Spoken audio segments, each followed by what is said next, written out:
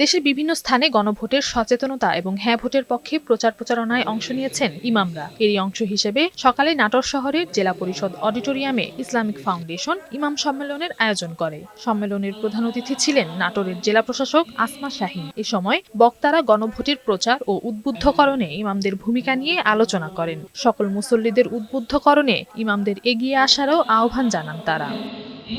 হ্যাঁ ভোটের প্রচারণায় কুড়িগ্রাম জেলাতে ইমাম সম্মেলনের আয়োজন করে জেলা প্রশাসন ও ইসলামিক ফাউন্ডেশন। সকালে পৌর টাউন হলে জেলার ৯টি উপজেলা থেকে আগত প্রায় সহস্রাধিক ইমাম, পেশ ইমাম ও খতিবদের নিয়ে এই সম্মেলন অনুষ্ঠিত হয়। এ সময় সমাজে ধর্মীয় নেতৃবৃন্দের প্রভাব ও গুরুত্ব তুলে ধরেন বক্তারা। তারা বলেন, জনগণ প্রশাসনকে সহযোগিতা করলে ভোটার উপস্থিতি যেমন বাড়বে, তেমনি একটি গ্রহণযোগ্য ও সুষ্ঠু গণভোট অনুষ্ঠিত হবে।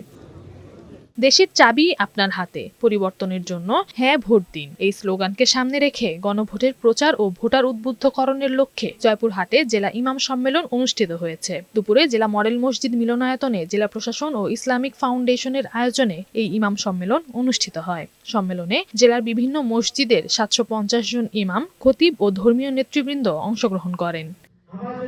গণভোটের প্রচার ও ভোটারদের উদ্বুদ্ধকরণে জেলা ইমাম সম্মেলন অনুষ্ঠিত হয়েছে নড়াইলেও। বিকেলে ইসলামিক ফাউন্ডেশনের আয়োজনে জেলা শিল্পকলা একাডেমি মিলনায়তনে এ সম্মেলন অনুষ্ঠিত হয়। অনুষ্ঠানে জেলার ৫০০ ইমাম অংশগ্রহণ করেন।